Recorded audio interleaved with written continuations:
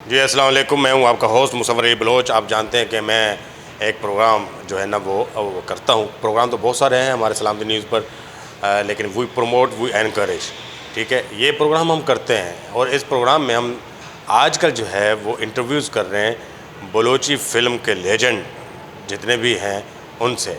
और सबसे लेजेंड जो बंदा है वो आपको पता है वो ज़रा थोड़ा सा लेट ही आता है, तो जो बड़ा ख़तीब होता है उसका खिताब आखिर में ही होता है। तो मेरी नज़र में तो हर हीरा जो है वो चमकदार है, हर हीरे की एक अपनी चमक है। हमारे बलोची चाहे एक्टर हों, चाहे दानिश्वर हों, चाहे अदीब हों, चाहे शायर हों, ठीक है, हर किसी की अपनी एक चमक है, अपनी दमक है, अपनी रमक है। तो ये जो शख्सियत मेरे साथ हैं, अल्लाह ताला ने इनकी ज़िंदगी के अंदर जो है वो बहुत सारे रंग भर दिए हैं और ऐसे रंग भरे हैं कि वो कमाल के रंग हैं। कहो तो ये डायरेक्टर हैं बड़े बेहतरीन टॉप, और देखो तो राइटर हैं बड़े ज़बरदस्त किस्म के, ठीक है। और फिर सोचो तो ये उस्ताद हैं, उस्तादों के बल के उस्ताद हैं। और बलोची फ़िल्म जो पर्दा स्क्रीन पे आनी थी वो तो कभी आ नहीं सकी, जिसको हम मागंज कहते हैं। लेकिन पहली बलोची वीडियो फ़िल्म जिन्होंने बनाई, ठीक है, तो वो बताएंगे उनका नाम क्या है और सारी तफसील भी आपके सामने अभी आएगी। और उसके साथ उर्दू जो है वो वीडियो फ़िल्म पे भी इन्होंने बहुत सारा काम किया है। और इसलिए इनको अगर ये कहा जाए कि बलोची वीडियो फ़िल्म के ये पायनियर में से हैं तो ये गलत नहीं होगा। और आज तक ये अपने जुनून, अपने पैशन को लेकर जो है ना वो आगे बढ़ रहे हैं। और एक और यहाँ पर जो है वो मैं आप इसको कहें कि एतराफ़ करना जो है वो बड़ा ज़रूरी समझता हूँ और मैं अक्सर करता रहता हूँ। जो मेरा प्रोग्राम देखते हैं कि मेरा पहला जो प्रोग्राम था मैं कराची, उसके डायरेक्टर भी यही थे और वो उर्दू का जो प्रोग्राम था। और मुझे जो है इन्होंने ही पहली मर्तबा बताया कि कैमरे को कैसे देखना है, ठीक है, कहाँ पर देखना है, किस तरह बैठना है, तो किस तरह जो है एक एक चीज़। अच्छा, जुमलों पर भी बाज़ औक़ात मैं उकता भी जाता था, लेकिन मैंने देखा कि ये इंतहाई कूल बंदे हैं और बड़े कूल। फिर मुझे समझाते थे कि भाई देखो बेटा, ये इसका मकसद ये नहीं है, इस तरह है। और मुझे इतनी शर्मिंदगी होती थी कि आप सोच भी नहीं सकते। Great, the legend Naeem Nisar साहब। अस्सलाम वालेकुम। सर कैसे हैं? शुक्र अल्हम्दुलिल्लाह। मुसव्विर आप कैसे हो? सर अल्हम्दुलिल्लाह, आपको देख के पहले तो बड़े अरसे बाद बड़ी खुशी हो रही है। Thank you very much. ऐसे ही ख़यालात और ऐसे ही अल्फाज मेरी जानिब से भी आप कबूल करो और बहुत खुशी हुई आपको इतना आगे देखकर। अल्लाह आपको सलामत रखे सर, इसमें आपका हाथ है और यकीनन आप ही का हाथ है कि आज हम कैमरे के सामने बोलते हैं और बोलते ही चले जाते हैं और फिर रुकने का नाम नहीं लेते। और कभी कभी जो है ऐसा भी हुआ होता था कि लफ्ज़ गले में अटक जाते थे, फिर आप कहते थे रोको, रिलैक्स रिलैक्स, कूल मैन, कुछ नहीं, नथिंग। तो आज जो है वो ये आप ही का जो है इसके अंदर बहुत बड़ा हाथ है, मैं ये समझता हूँ। तो सर, पहली बलोची फ़िल्म का, वीडियो फ़िल्म का ज़िक्र हुआ, तो मैं चाहूँगा कि आप हमारे नाज़रीन के लिए बताएं वो फ़िल्म कौन सी थी। और आप इसके अलावा, बलोची के अलावा भी पहले उर्दू फ़िल्मों में या दीगर जो है ना ज़बान की फ़िल्मों में काम आपने किया और फ़िल्में बनाई। मुसव्विर ऐसा है कि वीडियो का दौर जो है पाकिस्तान में 1980 में ग़ालिबन कैमरा जो है वो पाकिस्तान में आया। तो वो एक शौक़ जिसे कहते हैं पैशन, वो जब बचपन से आप में होता है ना कि कोई वायरस होता है आप में, तो ऐसे ही कुछ वायरस आप ये समझ लें, जब होश संभाला फ़िल्में देखने का एक शौक़ भाइयों से आया। बड़े भाई, उसके बाद मुझसे जो बड़े भाई नसीम निसार, जो पहली बलोची फ़िल्म के कैमरामैन जी और एडिटर, और वो काम उन्होंने किए जो इससे पहले कभी हुआ नहीं था। तो उनसे वो शौक़ हुआ, फिर ये सिलसिला आगे बढ़ा। फ़िल्म तंज़गिर बलूची ज़बान की पहली टेली फ़िल्म, और ये शख्स जो इस कैमरे के पीछे खड़ा हुआ है, हुसैन हीरो, वो भी इस सीरीज़ में पूरे इन्वॉल्व रहा है, क्योंकि उसके 2 से 3 पार्ट उसके बने, 3 हिस्से बने।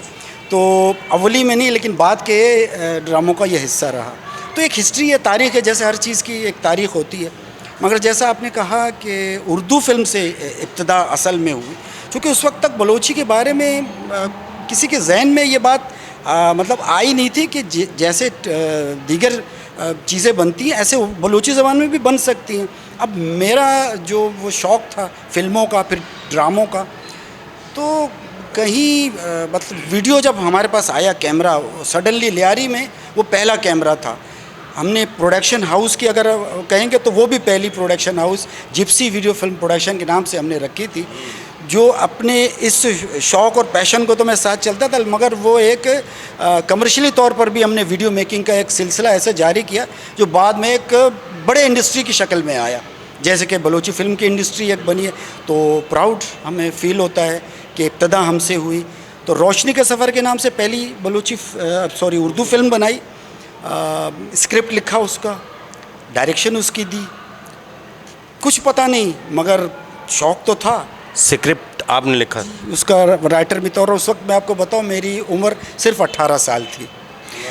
तो एक 18 साल का लड़का क्या अपनी सोच रखता है, क्या फिल्म तो लाजमन रोमांटिक होगी सर।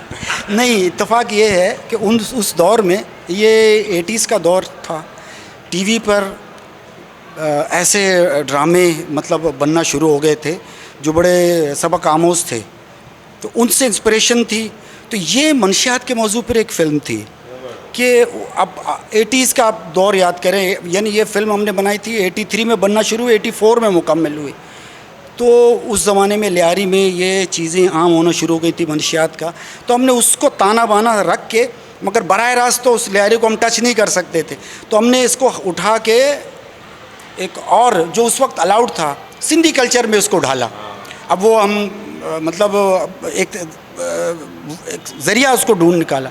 अब ये इंस्पिरेशन थी दीवारें, जंगल, ये उस ड्रामों से मतलब हमने कैरेक्टर्स लिए, नाम लिए, जैसे वो सारंग एक कैरेक्टर का नाम था, और इस तरह मुख्तलिफ़ किस्म के कैरेक्टर थे, वो बनाया।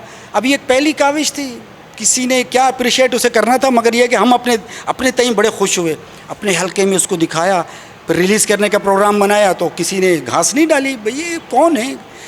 फिर इसी दौरान बलूची फ़िल्म बनाने का ख़्याल, पूछते हैं कैसे, मुझे अक्सर पूछते हैं। सिंधी प्रोग्राम चहचिटो बहुत मकबूल था, उसी पीरियड में चलता हुआ आ रहा था, उसमें खाके वगैरह थे। मैं कॉमेडी से बड़ी शगफ़ रखता था, दुर्र मोहम्मद अफरी के मेरे आइडियल थे। उर्दू में मोइन अख्तर साहब, जिन्हें मैं सब जानते हैं कि मेरे उस्ताद हैं, वो तो दुर्र मोहम्मद अफरी की मेरे बलूची ज़बान के उस्ताद हैं, और इनके लिए हर वक्त दुआ गो रहता हूँ। ख़ास तौर पे जुम्मे की नमाज़ पढ़ के मैं इन दोनों के लिए ज़रूर दुआ करता हूँ, ये मेरे दिल से एक दुआ निकलती है।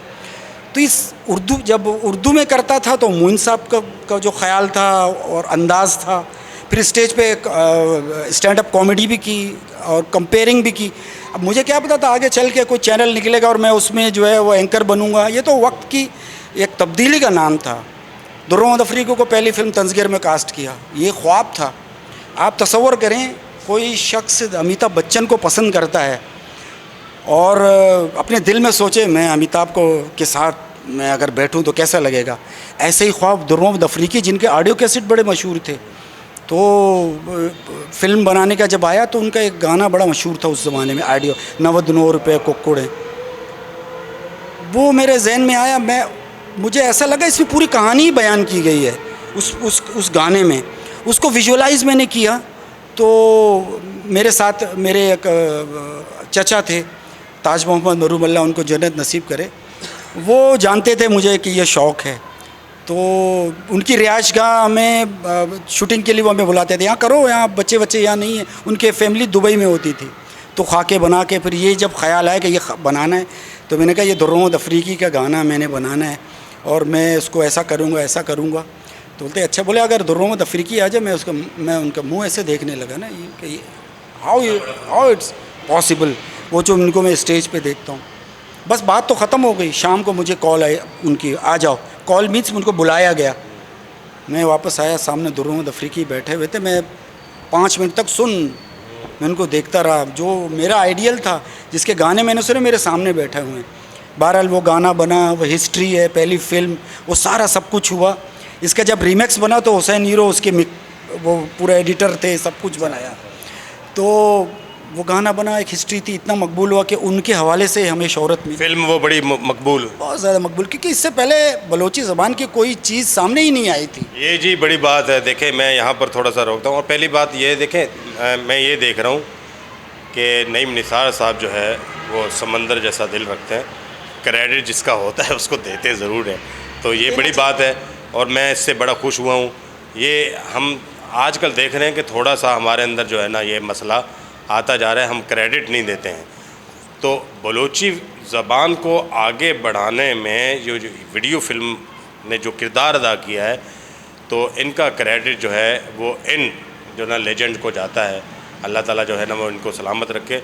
और सर इसके अलावा फिर आगे ये सिलसिला जब बढ़ता चलता है तो फिर दूसरी ऐसी कौन सी फ़िल्म थी? बच्चे तो सारे प्यारे होते हैं बाप को अपने, ठीक है, तो क्रिएटर तो, लेकिन इसके अलावा कौन सी ऐसी फ़िल्म थी बलोची जिस पे आप कहते हैं कि यार ये कमाल है? तंज़गिर फ़िल्म जब बनी और वो उसको मकबूलियत मिली तो फिर इसका सीक्वल बनाने का हमें ख़्याल आया। 86 में मैंने तंज़गिर बनाई थी, इसका सीक्वल में 87 में मैंने शुरू किया और 88 में वो इसका सीक्वल बना। उसका नाम टोकटारी तंज़गिर पार्ट 2 टोकटारी हमने रखा, जिसे कहते हैं ना जैसे बड़े बड़े डायरेक्टर कामयाब लोगों को अपने पास लाते हैं। हाँ, ये था कि ये वीडियो बिल्कुल नई फील्ड थी जिससे उस्ताद भी वाकिफ़ नहीं थे। तो जब उनसे पूछा, जब बाद में हमने पूछा 10 साल 20 साल के बाद कि उस्ताद वो कैसा था जब आपको बताया गया कि फ़िल्म बन रही है, मतलब मैं समझता ये दुबला पतला सा ये लड़का कौन है? बोले ये डायरेक्टर। मैं हंसने लगा कि ये डायरेक्टर है। मगर वो फिर एक ऐसी बात थी कि वो सब किसी को नहीं, लेकिन मुझे अपने पास ज़रूर बुलाता था और ये बरमला कहता था कि मैं यहाँ आके, लोग मुझसे हंसना चाहते हैं मगर मैं यहाँ आके हंसता हूँ। मतलब हम ऐसी बातें और ऐसे जुमले, ऐसी बातें हमारे यहाँ होती थी। ज़िक्र आपने कहा दुर मोहम्मद अफरीकी का, तो कॉमेडी किंग, वो कॉमेडी किंग थे। उसके बाद एक सुपरस्टार का अगर किसी को दर्जा मिला तो शरीफ वरगोड़ा थे। बॉर्न आर्टिस्ट, पैदाइशी आर्टिस्ट, जिनसे सिर्फ काम लेना चाहिए था। मैंने कोशिश की, चूँकि वो मेरे इलाके से ही ताल्लुक़ रखते थे, सालार कंपाउंड का मैं रिहायशी हूँ और वो मेरे ही आप ये समझें फैमिली रिलेटेड ही थे। हम वहाँ रहने वाले सब एक दूसरे से रिश्तेदारी, खूनी रिश्ता होता है या फिर रिश्ते होते हैं, ताल्लुक़ होता है, इस तरीके से वो मेरे अपने रिश्तेदार थे। तो उनको उनका नाम एक तो सबसे पहला था वरगोड़ा, उनका नाम था शरीफ वरगोड़ा। मैंने इनको कंप्लीट नाम दिया तो लोग पूछते थे इस वरगोड़ा का क्या मतलब है, तो मैंने कहा इनसे पूछो। तो वो खुद कहते थे वरगोड़ा का मतलब चक्करबाज। तो वो रियल ऐसे ही बहुत सारे उसने काम किए, कभी ये मतलब वो चक्करबाजियाँ बड़ा करता था, लेकिन वो एक रियल आर्टिस्ट था। उसमें एक्सप्रेशन लेस था, मैं आपको ये भी बताऊं। उसका चेहरा ऐसा सपोर्ट है, लेकिन जिस वक्त वो स्क्रीन पे नमूदार होता था लोगों के चेहरों पे कह मतलब हंसी आ जाती थी, मुस्कुराहट और कहे बुलंद होते थे। एक वक्त में जब वो प्रोग्राम हमारा चलते चलते मतलब आखिरी हिस्से में जब पहुंचता है तो एक ब्लास्टिंग खाका था शरीफ वरगोड़ा का कि मर के एक आदमी ज़िंदा होता है, तो वो हाईलाइट था उस कैसेट का, उस एल्बम का। तो कुदरत जो है ना, मैं समझता हूँ आर्टिस्ट ख़ुद पैदा करती है। पॉलिश करना जो है वो वक्त के साथ, कुछ लोग अगर अच्छे मिल जाते हैं, आज भी बहुत सारे आर्टिस्ट होंगे यार, लियारी भरा पड़ा है, उन नगीनों को पॉलिश करने वाला जो है ना कोई नहीं है, और वो निकल आता है तो ख़ुद को संभाल नहीं पाते। बहरहाल अल्लाह सबको उनको हिदायत दे और अपने उस्तादों की अदब करने का उनको जो है हिदायत हो। मगर मैं दुर मोहम्मद अफरीकी को जब भी मिलता था झुक के उनके पाँव छूता था, और वो आखिर तक मुझे याद है पहली फ़िल्म तंज़गिर में मेरे साथ थे। मैंने आखिरी फ़िल्म एज ए डायरेक्टर बनाई, किलकिली उसका नाम था, मीन्स गुदगुदी। और उसका हमने एक स्लोगन उसका बनाया था, नाम द लाफ्टर चैलेंज, ये हमने उसको बनाया था, गुदगुदी। तो उसमें भी दुर मोहम्मद अफरीकी मेरे साथ थे। आज भी उनकी यादें मेरे साथ हैं। 1 जनवरी एक ऐसे दिन उनका जाना खुद एक अजीब सा दिन था, जो लोगों के चेहरों पे हंसी लाता था। वो साल के पहले दिन, उस दिन जब लोग खुशियाँ मनाते हैं, तो ये क्या अलामत नहीं है कि ये एक बहुत बड़े शख्सियत थे जो अल्लाह को भी पसंद थे, और उनका जो काम था वो जनवरी में 1 जनवरी में वो चले गए, तो कितनी बड़ी बात है। तो मेरे ख़्याल में लोग हर साल के पहले दिन उनको याद करते हैं। मैं भी याद करता हूँ। उनकी बरसी पे मैंने इस साल प्रोग्राम भी बनाया था, उनकी कब्र पर भी गया था, और जो सुकून मुझे मिला था वो नाकाबिले बयान है। जी, मैं बड़ा मतलब जज्बाती कर दिया नईम निसार साहब ने। उस्तादों की इतनी कदर, इतनी मोहब्बत, इतना अदब, इतना प्यार। अब मैंने कहा कि जी वीडियो में आपने मुतारफ़ करवाया, हालांकि मैं ठीक ही कह रहा था लेकिन उनको ये भी अच्छा नहीं लगा कि मैं कौन होता हूँ मुतारिफ़ करवाने वाला। ये दिस इज़ द रिस्पेक्ट, इस चीज़ की जो है कहीं। अच्छा सर, खैर ये बातें तो सारा जो है ना वो सिलसिला है। आपने बलोची ज़बान की जो है फ़िल्म, ड्रामा, थिएटर, स्टेज, इस लिहाज से खिदमत की और इसको बढ़ाया चढ़ाया, और फिर बाद में आके जो है ना वो बहुत सारी फिल्में भी बनने लगी बलोची, और बहुत सारा काम जो है ना वो होने लग गया। आप लोगों ने मेहनत बड़ी की, मैंने ये देखा वसाइल की कमी के बावजूद आप लोग लगे रहे।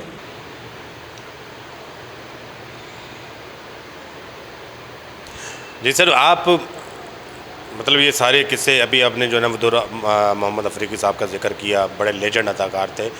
ये तो चलो बलोची अदाकार थे, और पाकिस्तान लेवल पे कॉमेडियन अगर आप कहते हो तो वो मोइन अख्तर थे।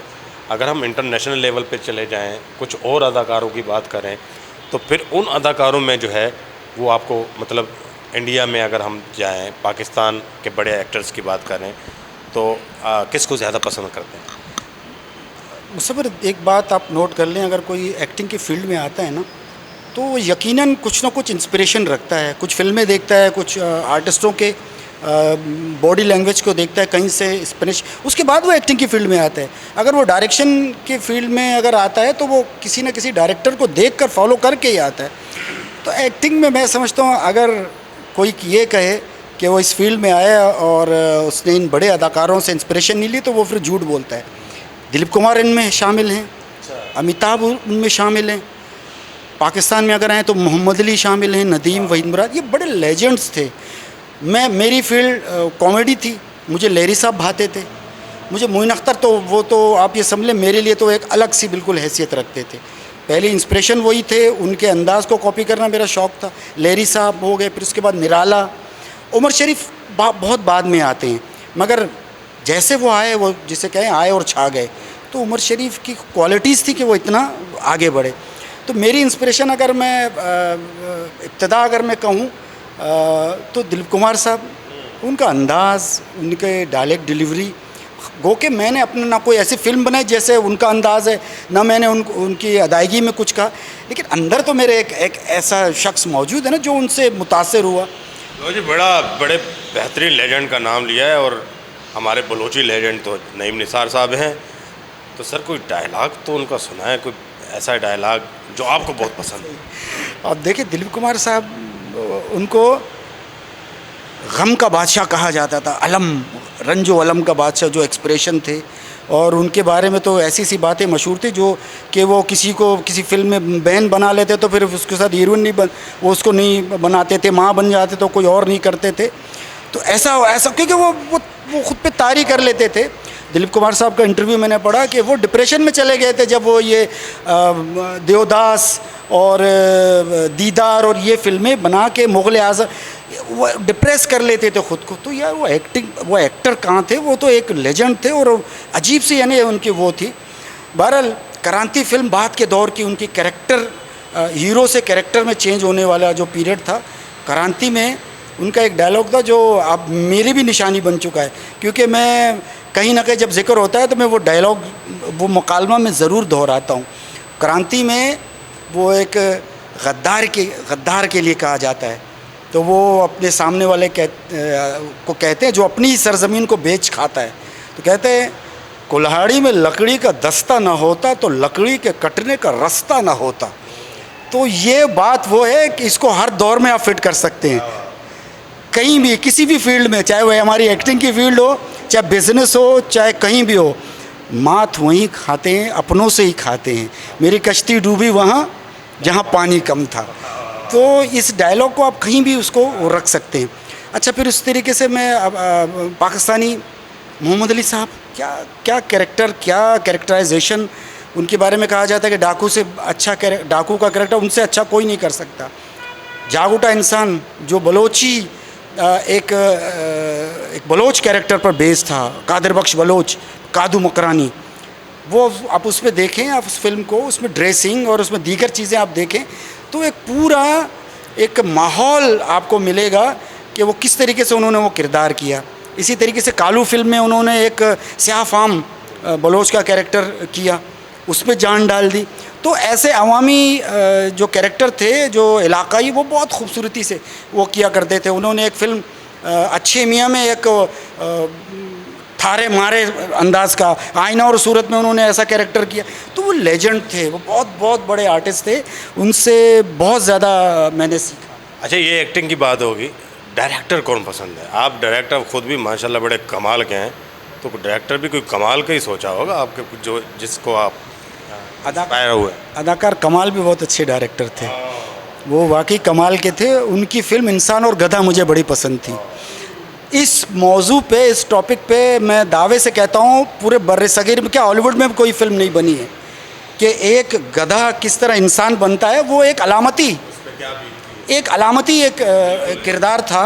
हकीकत में तो ऐसा मुमकिन नहीं है, मगर वो इंसानों को बताते हैं कि तुम किस कदर जालिम हो चुके हो, कि एक जानवर इंसान बन के फिर दुआ मांगता है कि अल्लाह मुझे दोबारा तुम जानवर बना दे। मतलब अदाकार कमाल आपके पसंद? मेरे पसंदीदा डायरेक्टरों में से एक। पाकिस्तान के अगर बहुत बड़े डायरेक्टर में जो मेरे पीरियड के जिनको मैं पसंद करता था, सुलेमान साहब, और वो अनवर कमाल पाशा के शागिर्द थे। दर्पण के बड़े भाई? जी, दर्पण, संतोष कुमार, और मंसूर उनका एक भाई था। सबिया खानम इनकी बेगम थी, संतोष कुमार की, और नैयर सुल्ताना उनकी बेगम थी। तो ये फर्स्ट रॉयल फिल्म फैमिली थी, बहुत बड़े एक वो शख्सियत। तो सुलेमान साहब की डायरेक्शन में बनी हुई जितनी फिल्में थी वो बड़ी मुझे पसंद थी। उन्होंने शरारत फिल्म बनाई, उसे मनोहर ज़रीफ साहब से जो काम लिया, तो मेरे लिए तो वो समझे कि बहुत आइडियलिस्ट हो गए। ये वो फिल्म थी जिस पर इंडिया में गोविंदा साहब को लेकर वो कोई फिल्म बनाई गई थी, चाची नंबर 1, फिर कमला हसन ने चाची 420 बनाई थी। इस पे शरारत मनोहर ज़रीफ को लेकर बनाई गई थी। तीनों फिल्मों को देख लें, आपको बेस्ट ये लगेगा। वाह जी वाह, पहले वो हमारी नकल किया करते थे जी, आजकल हम उनकी नकल करते हैं। शरारत मुनव्वर ज़रीफ़ को लेके बनाई। नईम निसार साहब ने फिल्मों में कौन कौन सी शरारतें की, पूछते हैं जी इनसे। ये अभी आपने एक बड़ा संजीदा शख्स, बड़ा लेजेंड किस्म का, बड़ा रख रखाव वाला और बड़ा ठहर के बात करने वाला, बेहतरीन उर्दू बोलने वाला, और ऐसा लग रहा था कि जैसे मतलब कोई फ़िलासफ़र आपसे बात कर रहा है, लेकिन इसके अंदर एक बच्चा भी छुपा हुआ है, बड़ा शरारती है ये बच्चा। पूछते हैं जी, अच्छा वो शरारत इन्होंने अपने मुकालमों में भी दिखाई, जो इन्होंने फ़िल्में बनाई, फ़िल्में लिखी, और वो शरारत बाज़ का स्टेज पे भी आई, और बहुत सारे वाक़यात भी होंगे। सर कुछ अपनी शरारतों का भी जिक्र करें ना, आप बड़े शरारती हुआ करते थे, मैंने सुना। असल में जब ये शरारत भी एक्टिंग का एक हिस्सा होता है। एक शरारती लड़का बाद में जाके एक्टर बनता है, ये भी कहानियाँ बड़ी थी। जैसे कि मैं दुर्मोहम्मद अफरीकी हमें अपने बारे में बताया करते थे कि मुझे बड़ा शौक़ था ये स्टेज के फ़नकारों के पीछे जाने का। ये ढोल वाले ढोल बजाते थे, मैं इनके साथ साथ चला जाता था, फिर ख़ुद नाचना शुरू कर देता था। फिर बस शौक़ हुआ और फिर उनके साथ डांस भी सीखा। फिर उसके बाद वो मतलब कहीं ना कहीं शरारत एक बच्चा होता है अंदर, तो यही फिर अपने मकालमों में लाए हमने। फिर अपने ही कैरेक्टर को फिर दूसरों से करवाया।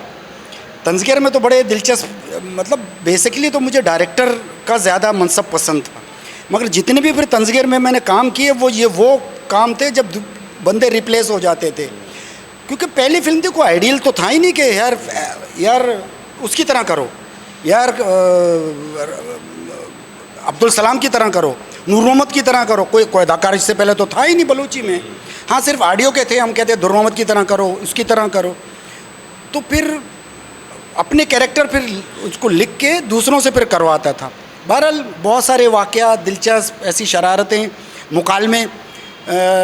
मुझे तंज़गिर के अपने पसंदीदा खाकों में एक तो दुर्मोहम्मद अफरीकी का एक्सीडेंट वाला खाका है, जो हुसैन भी बहुत अच्छी तरीके से जानते हैं। ये बहुत हंसता था उसको देखकर। तो उसमें एक ऐसे शख्स का कैरेक्टर मैंने कंसीव किया था जो हकीकत पर मबनी थी। मैं आपको ये बताऊँ, मैंने तंज़गिर में जितने भी खाके पेश किए वो सब हकीकत से इंस्पिरेशन लेके। एक कैरेक्टर मैंने अपने दादा का उसमें कंसीव किया था, वो किसी को पता ही नहीं चला। बाद में मेरे फैमिली वालों को पता लगा, बोले तुमने ऐसा तो नहीं किया है। मैं हंसने लगा। मैंने एक ईरान के शख्स का टोपी पहन के और उसका वो किया। ये बात जब ईरान तक पहुंची तो वहाँ पर मरने मारने पे तुल गए कि तुमने हमारे दादा की कॉपी की है, तुमने हमारे चाचा की कॉपी की है। बोले तुमने की कैसे, तुम तो ईरान आए नहीं हो। मैं इन फिल्मों के बाद फिर मैं ईरान गया था। बहरहाल दुर्मोहम्मद अफरीकी का मतलब वो खाका एक्सीडेंट वाला मुझे बड़ा पसंद था। उसके जो मुकालमे थे और उसको उनका जो एक भुलक्कड़ कैरेक्टर था, ये लेरी साहब से मैं इंस्पायर था। एक फ़िल्म थी तलाक एक फ़िल्म थी जो किसी पुरानी फ़िल्म से ली गई थी। M.S.M. इस्माइल साहब ने वो कैरेक्टर किया था, फिर लहरी से करवाया गया, जो एक बिल्कुल गायब दिमाग एक आदमी है।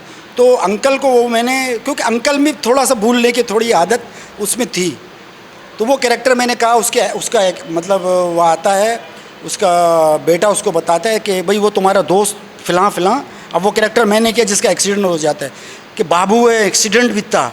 तो बोलता है बाबू एक्सीडेंट बीता, बाबू है चे बीता। तो बोलता है ये बास डेंजरस है एक्सीडेंट है बीता। पूछे मेंढर से मारता है एक्सीडेंट है बीता।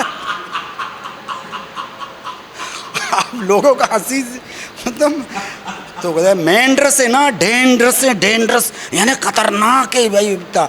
छे बित्त की गुड़ा बाबू एदा निगार सनी में कर रहा ये चो एक्सीडेंट बिता, ये एकदम हालत ख़राब है। हाओ हाओ हाओ छे बित्त नाकू निगार सनी में।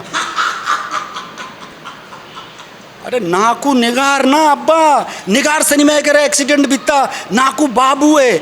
हाओ हाओ निगार सनी में ये तो चम्मे अस्पताल है कर रहा है ना अब्बा, चम्मे अस्पताल कुजें हिदें निगार सनीमा कुजें तो चिया दोइना ना और कनक है मना तो लगी तरह गिद्दू बंदरा बरग लूटी थे। गिद्दू बंदरा बेबर मोती म पीरो का सोरिशा के दीन धमागे। अक्सर फिर जब बाप को कहते तो वो नाने पे अटैक करता है, आइए बेबर बेरोजगार है ना हिंजार है। फिर अंकल इस तरीके से जो है वो अपने बेटे को भगाता है। तो ये बड़ा शरारती सा ये एक सीन था। इसको बनाते वक्त जो हम एंजॉय किए हमने, तो वो मतलब मैं बता नहीं सकता। अंकल बहुत ज़्यादा एंजॉय इसको, जब भी ये चलता था अंकल कहते थे कि यार मैं इसको बनाते हुए जो मेरी हालत हुई, बोलते मैं बूढ़े का कैरेक्टर कर तो रहा था लेकिन मेरा हंसी में रोके हुए था। अच्छा एक सीन में वो आता है फिर मुझे देखने के लिए, मैं एक्सीडेंट मेरा पट्टियों से बंधा हुआ हूँ ऐसा कर्रा रहा हूँ। दुर्रमा दफरी के आते हैं सलाम अलैकुम और सब कहते हैं वालेकुम सलाम। फिर आके वो मेरे पैर पे ही बैठ जाता है। तो मैं कहा ला ला ला कुछ तो मना ना ची नाकू तो ही पादे सर निश्ते हाँ पादे सर ची बीता नाकू जी एक्सीडेंट बीता तो चार गात के तुझे ची बीता